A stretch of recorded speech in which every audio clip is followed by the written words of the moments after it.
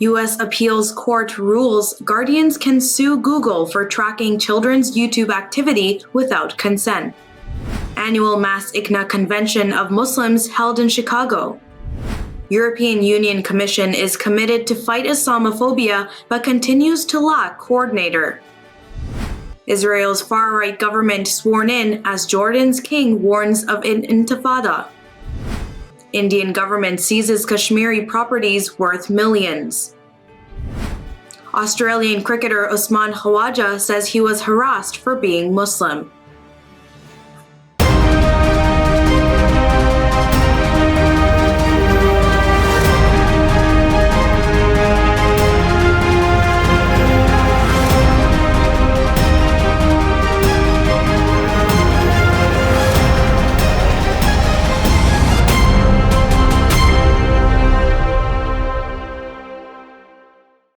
From Toronto studios, this is the Muslim News on Muslim Network TV. Assalamu alaikum, I'm Saamiyah Syed. Our top story tonight. On Wednesday, the U.S. Court of Appeals for the Ninth Circuit reversed a ruling allowing that a privacy law does not stop parents using state laws to sue Google. The Children's Online Privacy Protection Act, or COPPA, is a federal law that imposes requirements on operators of websites and online services directed to children under 13. The court reasoned that Congress only intended COPPA to preempt inconsistent state laws. Parents and guardians of children sued Google and YouTube for collecting data and tracking their children's online behavior. Earlier this year, the U.S. Senate approved 2 bills to expand the safety and privacy given to children on commercial electronic platforms. A Long Island prosecutor on Wednesday launched an investigation into Republican Congressman-Elect George Santos. Nassau County District Attorney Ann T. Donnelly is a Republican herself. Santos has admitted to telling a litany of campaign trail lies about his religious background, education, and employment history. He is scheduled to be sworn in next week when the House reconvenes and Republicans take control after holiday recess. CNN also reports that federal prosecutors in New York are investigating Santos's finances. The Congressman-elect claimed he had a college degree that he does not have. His claims about jobs and properties were also false. A federal judge on Wednesday rejected a January 6 defendant's claim that following then-President Donald Trump's exhortation should shield him from legal responsibility. Alex Shepard of Ohio is charged with 6 federal offenses in connection with the attack on the U.S. Capitol.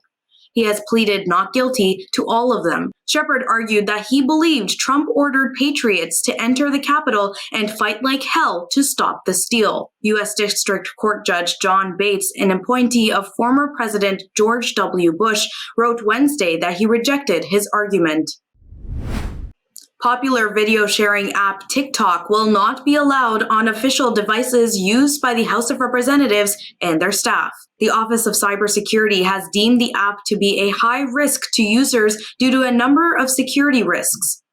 The FBI warned last month that data collected on the app could be maliciously used by the Chinese government. TikTok responded by saying it does not store U.S. user data in China, where the law allows the government to force companies to hand over internal information. The $1.7 trillion spending bill the Senate passed last week also codifies a ban on using TikTok on nearly all U.S. government-issued devices. Once signed into law, the ban will cover nearly all government agencies. Barry Croft Jr. was handed a prison sentence of over 19 years on Wednesday in the plot to kidnap Michigan Governor Gretchen Whitmer. The Detroit Free Press reports that Judge Robert Yonker sentenced Croft for his role in the attempted kidnapping of Whitmer during the summer of 2020. Croft was said to be the ringleader behind the seizure, along with co-conspirator Adam Fox and 3 other men. Despite the prosecution asking Yonker to sentence Croft to life in prison, the judge handed down a sentence of 235 months from the Grand Rapids court.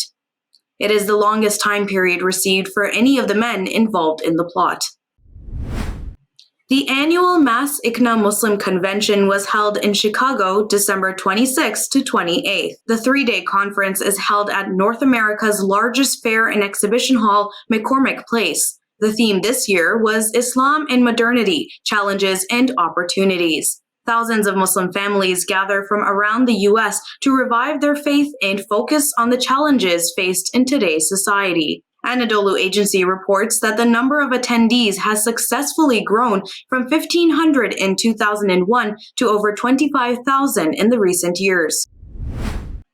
A story on Israel's far-right government being sworn in comes with details after the break, so stay tuned and we will be right back after these messages.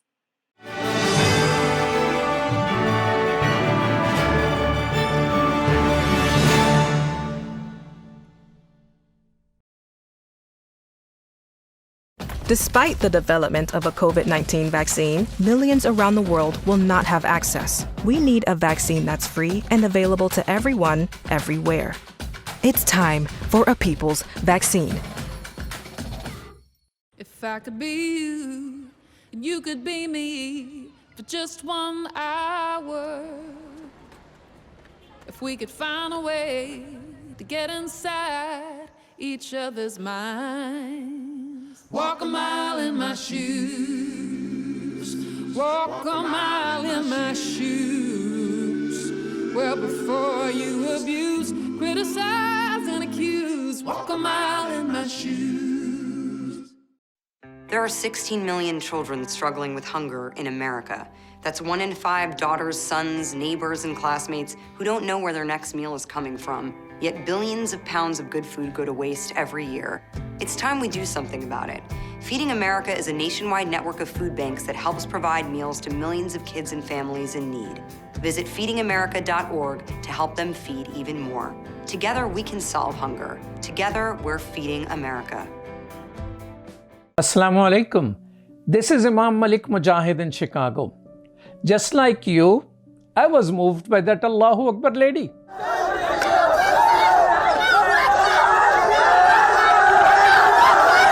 She stood her ground, fearful of none, for her hijab and for her education.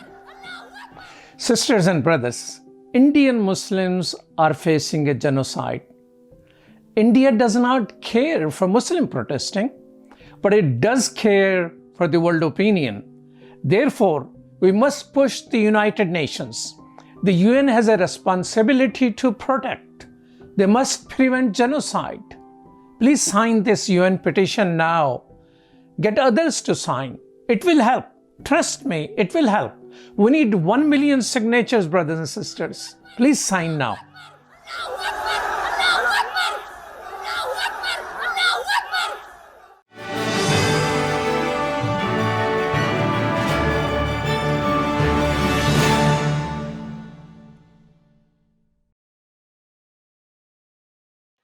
Welcome back. Prime Minister Benjamin Netanyahu, the longest-serving prime minister in the history of Israel, has once again returned to the position. The Washington Post reports that he inaugurated the most right-wing government in Israel's history on Thursday. It includes ultra-religious and ultra-nationalist politicians. The Biden administration has expressed concern with the new government. Jordanian King Abdullah II said his country was prepared for conflict if its red lines over Jerusalem's holy sites were crossed. Talking to CNN on Wednesday, he said he is concerned about another intifada. As well, 300 American rabbis have signed an open letter pledging to not invite any members of the ruling coalition to their congregations. Australian cricketer Usman Khawaja said on Sunday that he had been harassed for being Muslim. The batsman for Australia says he was stopped 3 times at a hotel last year and has his credentials questioned despite wearing cricket gear. The 36-year-old made headlines in Australia for being the first Muslim in person of Pakistani heritage to represent the Australian men's cricket team. Khawaja, who has scored nearly 4,000 runs for the country's cricket team so far, is considered as one of the best batsmen in the sport. Authorities in Indian-administered Kashmir have been seizing the properties of the banned Jamaat-e-Islami movement in recent weeks, raising tensions in the region. The latest wave came on Saturday, when at least 20 properties were seized. Dozens more have reportedly been targeted for confiscation. India's top terror-probing organization, the National Investigation Agency, conducted the raid. The Indian government said Jamaat-e-Islami properties worth 1 billion rupees were seized in several districts of the valley.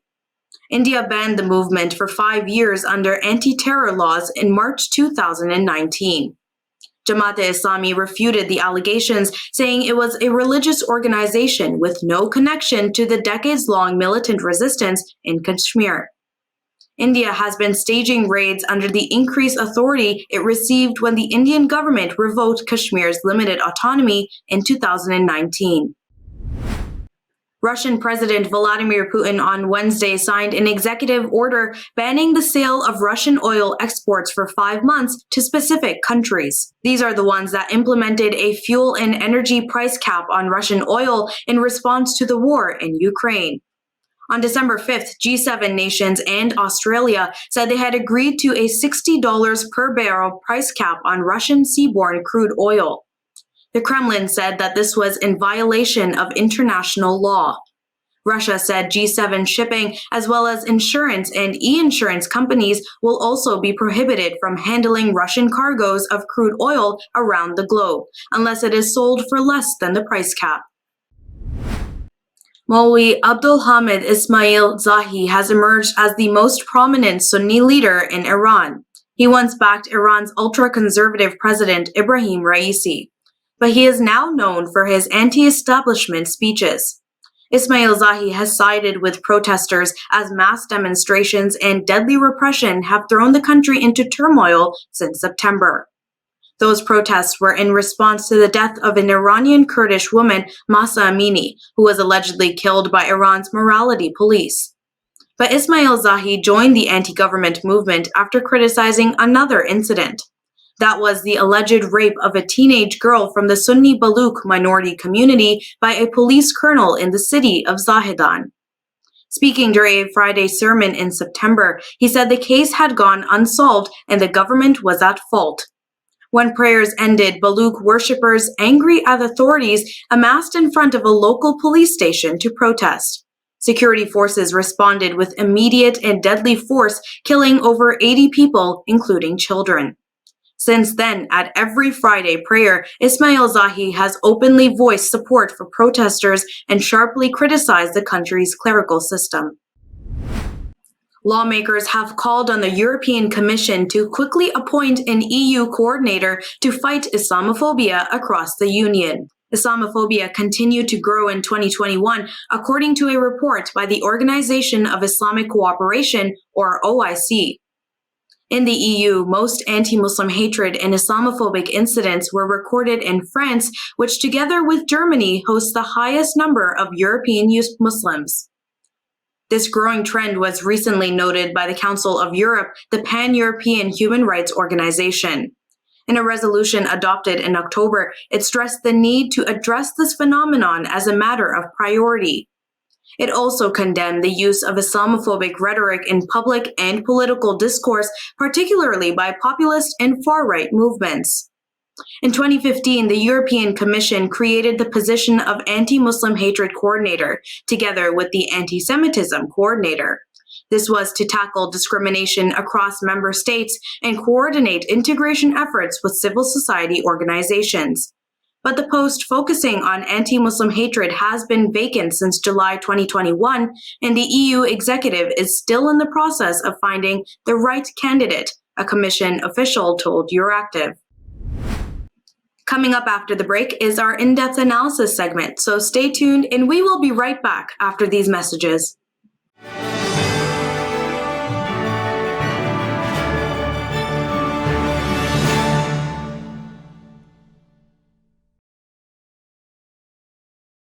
Despite the development of a COVID-19 vaccine, millions around the world will not have access. We need a vaccine that's free and available to everyone, everywhere.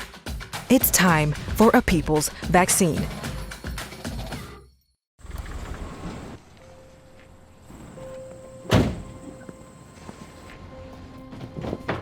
Dad, they took over my bedroom. Come on, come on. Okay, Dad. 1, 2, 3. Dad!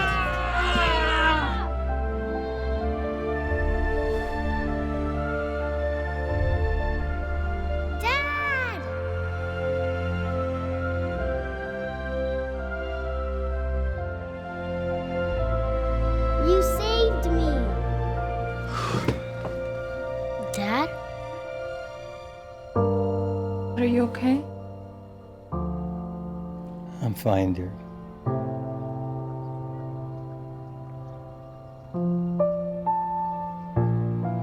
Your hero needs you now, and AARP is here to help. Find the care guides you need at aarp.org/caregiving.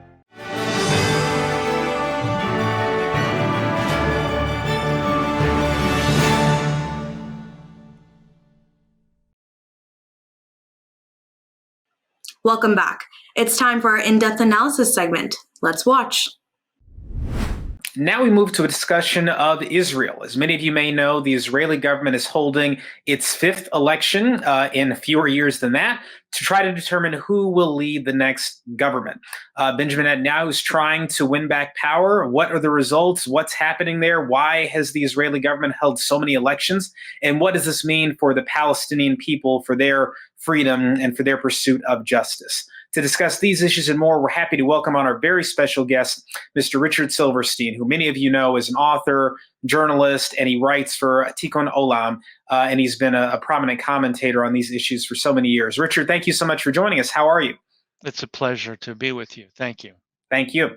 So, Richard, first, give us a little background for those who haven't been following Israeli politics. What has been going on there the past several years in terms of these elections happening over again, the political situation? Give us a little primer on what's been going on.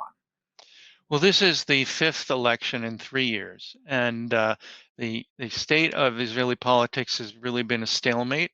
They've gone back and forth between a center-right coalition, which is in power now, and a far right-wing coalition, which is the one that appears that it's won a victory in the election. It's a triumph of the far right, as I mentioned. It's a triumph of what I call Judeo-fascism, because the farthest right political parties, the ones that advocate actually not just settlement enterprise, but actually violence, outright, explicit violence against Palestinians, they've doubled their results since the most recent elections. So we're going to have not just a far-right government, but we're going to have ministers who, for the first time, they'll probably be associated with security ministries, which are the ones that govern settlements, and they govern also the way the state reacts to the Palestinians, both in the occupied territories and in Israel itself.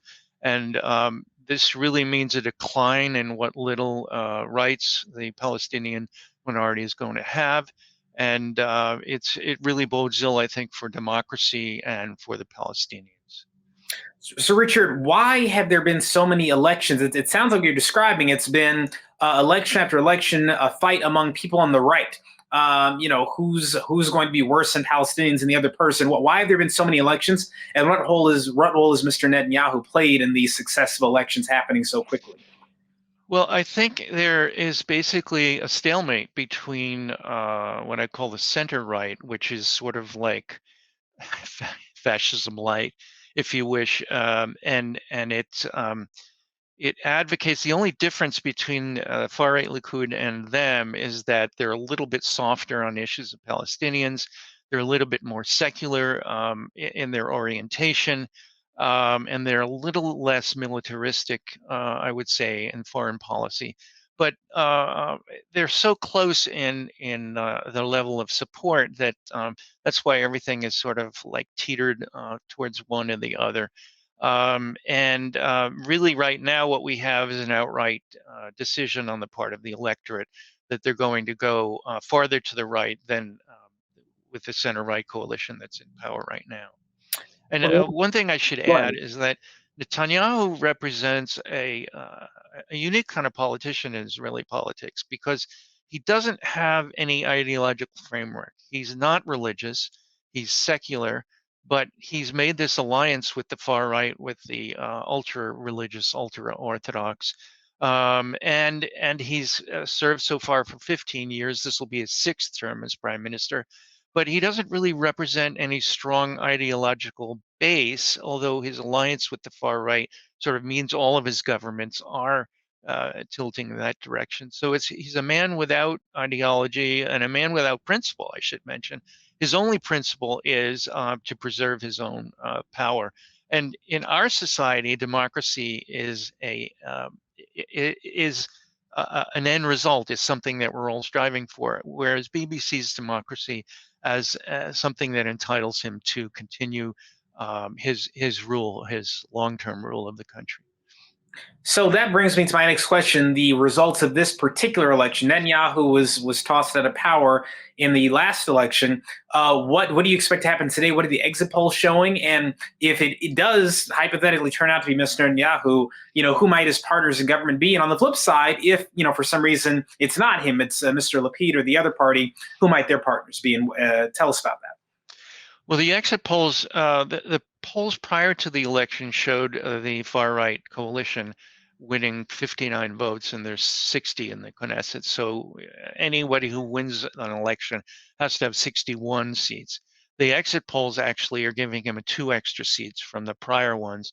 And so he now seems to have 61 votes, and therefore he has a majority, and he's going to be forming the next government as long as the exit polls hold true. And I don't see any reason why they won't. That means that we, as I mentioned, a far-right government, but explicitly it means that Bezalel Smotrich, who is a former Jewish terrorist, and Itamar Ben-Gvir, who runs all of the Jewish terrorist operations that have happened against Palestinians in the West Bank. I shouldn't say he runs them, but he's the reputed leader of the far-right extremist factions that engage in terrorism against Palestinians. So we're going to have those 2 figures playing key roles and they're going to get ministerial posts for the first time ever in their history. So we're going to have former Jewish terrorists actually running parts of the government. And Netanyahu has really created a monster because he's the one who created the coalition that is going to get these 14 votes that's going to enable him to be in power. But the question is whether he's going to be able to exert any control over them, because they really have their own agenda, which is far more violent than Netanyahu's agenda. And they may just be, out of control once they take power. And it really bodes ill for the rule of law in Israel. And as I said, democracy is going to be totally hollowed out. Right now, Netanyahu faces a corruption trial and 4 different charges. The trial seems to have stalled. If he had been convicted, he wouldn't actually legally be allowed to be prime minister.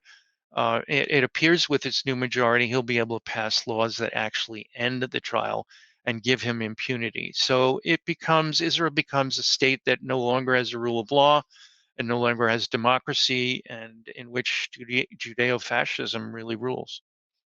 So what does this mean for the Palestinian people? Because it would seem they suffer no matter who is prime minister. We saw some horrific incidents occur since Netanyahu left, horrific killings of Palestinian children and other civilians, and that was happening when he was the prime minister. So, can you speak to what change there might be for the Palestinian people inside and outside of Israel's internationally recognized borders? The irony of the current government, the center-right government, is that there have been more Palestinians killed this year than ever before since maybe the first Intifada. We'd have to go back to 1997. So 150 Palestinians have been murdered just this year by Israeli forces. So I would say if Ben-Gvir and Smotrich enter the cabinet, we're going to have a far worse situation. They will be controlling the dynamic and controlling Israeli policy in that area. So I think that it really is going to be a bad situation, both for Palestinians in the West Bank and for Palestinians in 48 Palestine. They're already, those within Israel are already discriminated against harshly in all forms of life. There's going to be motivation to either expel Palestinians from Israel, Palestine, or to make life so miserable that they'll be under the heel of the government and the right-wing government even more than they have been. Well, another question for you, Richard. What do you think Netanyahu's return would mean for U.S.-Israel relations? Because it's no secret that the Democratic establishment, in particular the Biden administration, Obama holdovers, preferred Mr. Lapid to Netanyahu, and they seem to bend over backwards to try to give the Israeli government a lot of leeway so that Mr. Netanyahu would not return. And it appears that is going to happen anyway. So do you see any potential change in relationships there, or is this going to be business as usual? Well, under Obama, you'll recall that the relations between Netanyahu and the U.S. government then were frigid at best. Netanyahu hated Obama, and Obama hated Netanyahu. Obama's hatred, I think, is quite justified. And we still have a Democratic president now in Joe Biden, and Biden doesn't have any better relations with Netanyahu than Obama did. So it means that we're going to have a very frosty relationship. I think the direction of U.S. policy is going to be even more hands-off than it has been under the first 2 years of Biden. So the U.S. is not going to want to be involved in any intimate way with Israel-Palestine. It's going to be turning its direction towards China and issues like that. And that bodes ill, I think, for the left-wing progressive forces in Israel, such as they are. And it means that Netanyahu has an even freer rein to impose this really repressive direction that I think he'll be taking. I have a theory for you, Richard. I want to know what you think. So in America, we've seen this huge tug of war in recent years between establishment Democrats who are indifferent to Palestinian suffering and more liberal Democrats, especially the younger generation, who have really been making a push to make concern about Palestinian human rights part of the Democratic platform. And Netanyahu's hostility to President Obama, what many would say was a racist hostility to the first black president, followed by horrific war crimes that were committed by the Israeli government on TV that people saw, really started to cause a bit of a break in the kind of Democratic establishment support for Israel. Netanyahu leaving, I think, made it easier for the Democratic establishment to come back and just kind of lockstep support whatever the Israeli government did because it didn't have him there.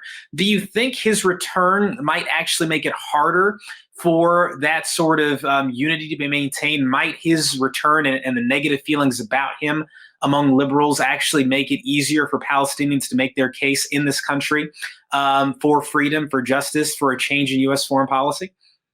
Well, there are a couple of factors, I think, trends going to be working here. Talking about the American Jewish community, of which I'm a part, profound alienation from Israel, profound alienation from this Judeo-fascist direction that it's going in. And I think if the Jewish community lessens its support for Israel, it's going to make it actually easier for the Democrats to move a little bit farther to the left. And we should mention that the Democratic position now isn't that progressive on Israel and Palestine. But I think it will incrementally be able to move in a farther left direction. You're going to have Bernie Sanders, Rashida Tlaib, and people like that, Ilhan Omar, are going to be able, I think, to take a slightly more left-wing progressive position on these issues because they're not going to get as much pushback from most of the American Jewish community. That doesn't mean that the leadership of the Israel lobby is going to fall into the background at all. But if anything, they'll be reinforcing their attempts to maintain the status quo and keep attacking pro-Palestine candidates, as AIPAC has been doing with the tens of millions they've been funneling into congressional races and senatorial races. But I think the momentum is moving away from Israel overall in American politics. And I don't think it's going to be a revolutionary change or a radical overnight change, but I think it's going to be moving in that direction over time. Well, Richard, obviously the election results there are coming in. A lot of people watching them here and in the region. We thank you for joining us to share some of your perspective and thoughts, and we look forward to having you back to discuss more about this ongoing issue, which is relevant not only to our country, not only to the Israeli public, obviously to the Palestinian people as well. Thank you so much, Richard, for joining us. Thanks. I appreciate the opportunity.